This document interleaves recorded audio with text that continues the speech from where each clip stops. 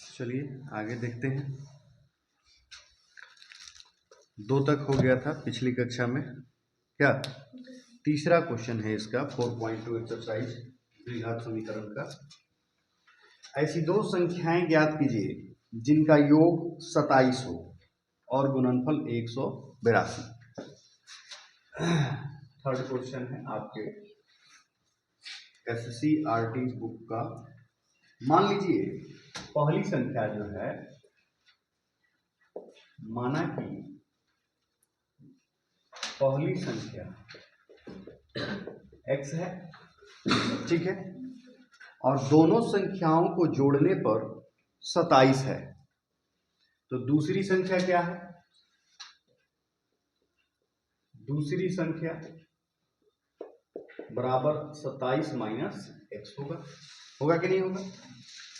किसी भी दो चीज का जो जोड़ है, मान लो दो संख्या है, एगो x है एगो y है, तो जोड़ने पर क्या होता है? 27 होता है।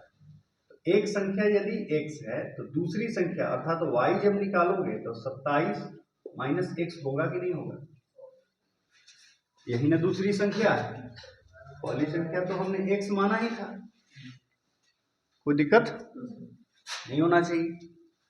जब भी दोनों संख्याओं का योगफल या फिर घटाव दिया गया हो तो आप ऐसे ही मानेंगे, घटाव दिया हो तो जोड़ते हैं। अब दोनों का जो गुणनफल है, प्रश्न कहता है कि इन दोनों का गुणनफल x इंटू 27 माइनस का x बराबर 182। समझ गए? अब दोनों को गुणा कर लो। 27x माइनस एक्स स्क्वायर बराबर 182। या तो सबको इधर ले आओ या इसको इधर ले आओ। क्या इधर लाओगे तो ये हो जाएगा minus x square plus 27x minus 182 बराबर, माइनस से गुना कर दो, x square minus 27x plus 182 बराबर 0। ये समीकरण बन गया। अब इसको गुणनखंड विधि से आप हल कर सकते हो। कोई दिक्कत? या हल करके बताएं गुणनखंड विधि से, बोलो हल कर दें। अच्छा, और भी अथी निकालते हैं आपका 6 तक है ना, सबका निकाल देते हैं, जो कहिएगा उसको हल कर देंगे, ठीक है? चलिए अब देखिए चौथा क्वेश्चन। चौथा क्या कहता है? दो क्रमागत धनात्मक पूर्णांक आप समझ रहे हैं ना, पूर्णांक किसे कहते हैं? पूर्णांक 0 1 2 3 4 -1 -2 -3, ये जो है ये ऋणात्मक पूर्णांक है, ऋणात्मक है, और ये जो है सो धनात्मक है। लगातार कह रहा है, दो लगातार है, यानी कि यहां मानेंगे हम, माना कि दो लगातार मतलब सीरियल नंबर से, जैसे पहला 1 है तो दूसरा 2, पहला 20 है तो दूसरा 21 होगा, धनात्मक होगा, इसीलिए हम लोग इधर वाला ले, ठीक है? ऋणात्मक होता तो माइनस होगा। दो लगातार धनात्मक पूर्णांक बराबर एक x है, एक x प्लस 1। क्यों है? लगातार है इसीलिए x प्लस 1 है। समझ रहे हो जी? कि दिक्कत है समझने में? लगातार धनात्मक पूर्णांक क्या है, समझे कि नहीं समझे? पूर्णांक, पूर्ण संख्या, प्राकृत संख्या सभी पहली कक्षा में बनाया गया है, इसका वीडियो भी बनाया गया है, आप लोग देख सकते हैं, या फिर आपको लिखाया भी गया है, आप अपने कॉपी में देख लीजिएगा। अब कहता है कि इनके वर्गों का योग 365 है। वर्गों का योग, तो पहले तो वर्ग करना पड़ेगा, यानी कि प्रश्न क्या बोलता है कि वर्ग का, तो पहला का वर्ग का जोड़ अब प्लस दूसरे के वर्ग का जोड़ बराबर 300 क्या है 65। बात समझ में आ रही है? अब दोनों का वर्ग कर लो पहले, तो एक्स स्क्वायर है तो वही लिख दिया, प्लस ये तो ए प्लस बी का whole square, x square plus 2x plus 2ab 2ab plus b square यानी 1 का स्क्वायर बराबर 365। एक्स स्क्वायर और एक्स स्क्वायर मिलकर कितना 2x square plus 2x plus 1 minus 365 बराबर 0। इसको इधर बुला लिए समीकरण बनाने के लिए। 2x square plus 2x minus 364 बराबर 0। एक घट गया 365 में से और माइनस चिन्ह वाला रह जाता है, जब जिसका चिन्ह बड़ा रहता है उसी का चिन्ह रहता है। ठीक है, अब 2 से भाग कर दो सब में। X square plus x minus 2 एकम 2, 2 अठे 16 2 दूनी 4 बराबर 0। ये भी हो गया आपका। ठीक है, अब इसको जब आप हल करेंगे तो मान लीजिए कि x का वैल्यू 2 आएगा, कोई माइनस में आया कोई प्लस में आया, तो यहां तो कहा गया है धनात्मक पूर्णांक, तो जो ऋणात्मक आएगा उसको छोड़ दीजिएगा, उसको क्या कीजिएगा, उसको नहीं लीजिएगा, बोलिएगा ये अमान्य है, या फिर कहिएगा तो एक प्रश्न हम हल करके बता देंगे। जैसा आप कहिएगा वैसा किया जाएगा, कोई दिक्कत नहीं है। चलिए नेक्स्ट क्वेश्चन है 5 नंबर। क्वेश्चन नंबर 5 है। 5 नंबर में कहा जा रहा है एक समकोण त्रिभुज है। चलिए समकोण त्रिभुज देख लीजिए, मान लीजिए यह जो है सो समकोण त्रिभुज है, ये कोण 90 डिग्री है। ठीक है, ऊंचाई आधार से 7 सेंटीमीटर कम है। ये मान लीजिए हमारा ए है, बी है और सी है। मान लीजिए ये है आधार, ये क्या है आधार x है मान लेते हैं, और इसकी ऊंचाई आधार से 7 कम है। ये है हाइट, ऊंचाई मान लेते हैं, तो x माइनस क्या है 7 है। और इसका कर्ण, कर्ण समकोण के सामने वाला कर्ण क्या है 13 सेंटीमीटर दिया गया है। तो अन्य 2 भुजाएं ज्ञात कीजिए। चलिए यहां पर इसी को लिख देते हैं, माना कि समकोण त्रिभुज का आधार बराबर x सेंटीमीटर, इसीलिए ऊंचाई बराबर x माइनस 7 सेंटीमीटर। यहां बता दिए हैं क्यों, कह रहा है कि आधार से ये 7 कम है, और जो कर्ण दिया गया है, कर्ण समकोण के सामने वाला जो भुजा होता है समकोण त्रिभुज में, उसी को कर्ण कहते हैं। ये कितना है 13 सेंटीमीटर। आप 8वीं कक्षा से ही जानते आ रहे हैं पाइथागोरस प्रमेय। पाइथागोरस प्रमेय कहता है कि किसी भी समकोण त्रिभुज में समकोण के सम्मुख भुजा का वर्ग यानी कर्ण का वर्ग, जो कर्ण का वर्ग होता है वो शेष 2 भुजाओं के वर्गों के योगफल के बराबर होता है। ये पहले से हम लोग जानते हैं। अब इन 2 भुजाओं के वर्गों का योग क्या होगा, यानी कि AB, या फिर कर्ण का मान रख दीजिए, जैसे यहां पर प्रश्न से, या फिर हम जानते हैं कि समकोण त्रिभुज में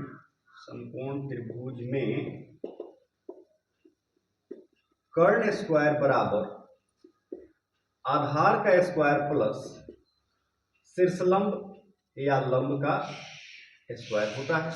ये हम जानते हैं, इसको बता दिए।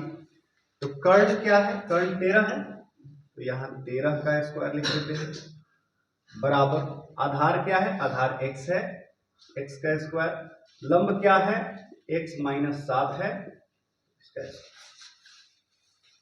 समझने में कोई दिक्कत की है?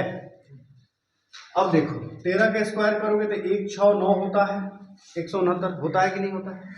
x का स्क्वायर अकेला है, यही रहेगा, प्लस a माइनस बी का होल स्क्वायर, तो a स्क्वायर यानी x स्क्वायर माइनस 2ab अब प्लस b स्क्वायर 7 7 1 6 9 बराबर 2x स्क्वायर, ये दोनों मिल गया, माइनस 14x प्लस 49। सबको एक साइड लाते हैं, अगर इसको उधर भेजते हैं तो यहाँ 0 आ जाएगा। 2x स्क्वायर माइनस 14x होगा कि नहीं होगा, प्लस 49 और माइनस 1 6 9, अब 0 यहां से हटाकर हम उधर लिख सकते हैं कि नहीं लिख सकते? कोई दिक्कत नहीं। अब क्या करेंगे, 2x² माइनस 14x, अब इसको इसमें से घटा करके माइनस साइन लगा देंगे। कितना हो जाएगा, 9 में से 9 गया 0, 6 में से 4 गया 2, 1 के 1 बराबर 0। सब में 2 कॉमन आ रहा है। समीकरण को छोटा करने के लिए x² माइनस 7x माइनस 60 बराबर 0। ये हो गया आपका फाइनल समीकरण। अब इसको किसी भी विधि से हल करना है। अभी हाल में ही जो कहिएगा उसको हम हल करके बता दे रहे हैं। एक और क्वेश्चन है इसका 6 नंबर, उसका भी समीकरण बना के हम लोग देख लेते हैं पहले, उसके बाद, ठीक है ना। 6 नंबर, एक कुटीर उद्योग है, इसमें कुछ बर्तनों का निर्माण किया जाता है। एक विशेष दिन यह देखा जाता है कि प्रत्येक जो निर्माण की गई नग है, नग माने प्रत्येक बर्तन की संख्या, उस दिन के निर्माण किए गए बर्तनों की संख्या के दुगुने से 3 अधिक था। एक वो बर्तन का जो लागत था, निर्माण किए गए बर्तनों की संख्या के दुगुने से 3। यदि उस दिन कुल निर्माण की लागत 100 रुपया है तो निर्मित बर्तनों की संख्या, यहाँ वही चीज मानेंगे जो पूछा जाता है ना। यहाँ लिख देंगे माना कि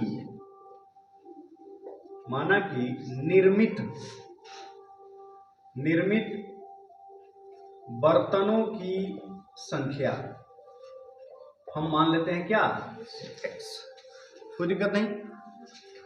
इसीलिए जो प्रत्येक नग है, नग माने प्रत्येक बर्तन, प्रत्येक नग की लागत माने लागत मतलब बनाने में जो खर्चा हुआ वो, तो बर्तनों की संख्या के दुगुनी से, तो 2x क्या, बर्तनों की संख्या के दुगुनी से 3 अधिक है, तो 2x और प्लस 3।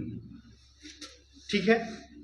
अब एक बात बताइए, आपके पास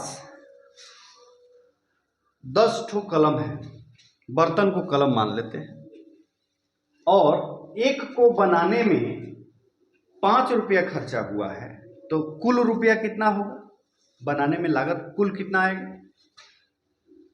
आपके पास 10 कलम है और एक कलम बनाने में आपका खर्चा है 5 रुपया, तो कुल रुपया कितना लागत आएगा बताइए, 50 रुपया। क्या किया आपने, गुना किया। तो ये बताओ कि यहाँ पर बर्तनों की संख्या माने कलमों की संख्या इतना, आप प्रत्येक कलम में लागत है इतना मान लो, तो कुल लागत क्या होगा, दोनों का गुना होगा कि नहीं होगा। अब प्रश्न कहता है, प्रश्न कहता है कि कुल लागत, जो कुल लागत है, कुल लागत बराबर हमारा है 90 रुपया, दिया गया है किताब में, प्रश्न में देख लो। यदि कुल लागत 90 रुपया है, 90 रुपया है, तो आप बर्तनों की संख्या और प्रत्येक बर्तन का लागत कितना है उसको बताना है। तो कुल लागत कहां से आएगा, बर्तनों की संख्या गुना एक बर्तन को बनाने में खर्चा। तो बर्तन का संख्या है x, अब बर्तन में को बनाने में लागत है 2x + 3 बराबर कितना हो जाएगा, 90 हो जाएगा। तो x में 2x से गुना, 2x² प्लस 3x, और 90 को इधर बुला लीजिए माइनस में, बराबर, यही हो गया आपका समीकरण। कोई दिक्कत नहीं है, अभी तक तो नहीं है। अब बताइए इन सभी प्रश्नों में से किसको हल करते हैं, बताइए। आप जिसको कहिएगा उसको यहां हल कर देंगे। 4 नंबर प्रश्न संख्या 4 ये वाला है, ठीक है। चलो 4 नंबर में जी, तो 4 नंबर का समीकरण देखते हैं, क्योंकि समीकरण तो हम लोगों ने निकाल लिया है। यहां लिखा है कि x² + x माइनस 182 बराबर 0। अभी हम लोगों ने गुणनखंड विधि सीखा है सिर्फ, तो गुणनखंड विधि में बनाने के लिए आपको बताया गया था कि जो पहली संख्या है चर के बगल में 1 है, तो 1 गुना, और अंतिम है 182, गुना कर देते हैं। दोनों का अभाज्य गुणनखंड, तो 1 का है तो 1 का कोई वैल्यू होता नहीं है, क्या अभाज्य गुणनखंड निकालेंगे, 2 से कितना हो जाएगा 9 1 और 7 से कितना हो जाएगा 13। ध्यान से देखिए 14 गुना 13 होता है 182 होता है। 14 और 13 के बीच में कितना का अंतर है? 1 का अंतर है। और यहां भी कितना का अंतर लाना था? 1 का अंतर लाना था। तो इसको हम लिख सकते हैं एक्स स्क्वायर प्लस, यहां देखो 14 माइनस 13 इंटू एक्स माइनस 182 बराबर 0। कहोगे क्यों लिख दिया आपने? हमने इसलिए लिखा, गुणनखंड का नियम है कि इन दोनों का गुणनफल इन दोनों के गुणनफल के बराबर होना चाहिए। समझ गए? 13 गुना 14 तो अभी आया था मेरा 182 और 14 में से 13 घटाओगे 1 बचेगा, तो 1 गुना x ही हो जाएगा। अर्थात ये हमारे समीकरण को संतुष्ट कर रहा है, अर्थात गुणनखंड सही जा रहा है। अब देखो, अब इस x से इन दोनों में गुना होगा। डायरेक्ट भी लिख सकते थे, इसको समझाने के लिए मैंने लिखा है x square plus 14x minus 13x minus 182 बराबर 0। लिख सकते हैं कि नहीं? अब ये भी वही चीज हुआ, 14 में से 13 घटाओगे x आ जाएगा। ये हमने समझाने के लिए लिखा है, ठीक है? हालांकि ये वाला नहीं है लिखा जाता है। अब इन दोनों में से कॉमा क्या आएगा? x इंटू एक्स प्लस का 14 आएगा कि नहीं आएगा? और इन दोनों में से माइनस यहाँ है तो माइनस से कॉमा लेंगे, 13 कॉमा ले लेते हैं तो सिर्फ x बचा, माइनस बाहर आ गया तो प्लस बचा, और 13 गुना 14 182 होता है। अभी अभी हम लोगों ने इधर जाना था, कोई दिक्कत? अब देखो, एक हो गया x minus 13 into x plus 14 बराबर 0। एक बार ये लिखाता है बाहर वाला इधर, और एक पोस्ट वाला में से कोई एक लिख दिया जाता है, ठीक है? एक बार x माइनस 13 बराबर 0 होगा, ये वाला, क्योंकि इसको 0 के बाद भेजोगे ना तो ये गुना में है, बटा में आके 0 बन जाता है। और x बराबर हमारा क्या आ गया? 13 आ गया।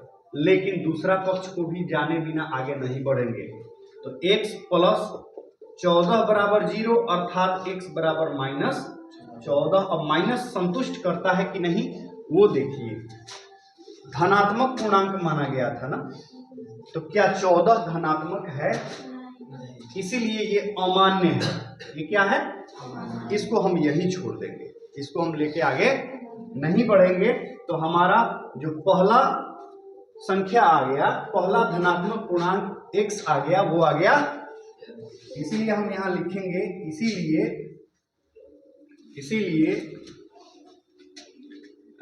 2 लगातार धनात्मक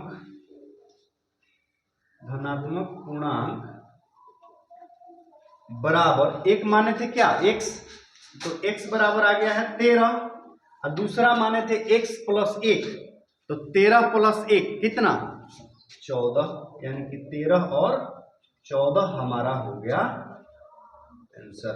कोई दिक्कत है क्या? नहीं ना? बहुत बढ़िया। आगे इसको उतारिए और इन सभी प्रश्नों को खुद से बनाने का प्रयास करना है। अगर लगता है कि कोई सवाल नहीं बन रहा है आपसे, ठीक है, उसकी चर्चा क्लास में आके करनी है, फिर आगे बताएंगे।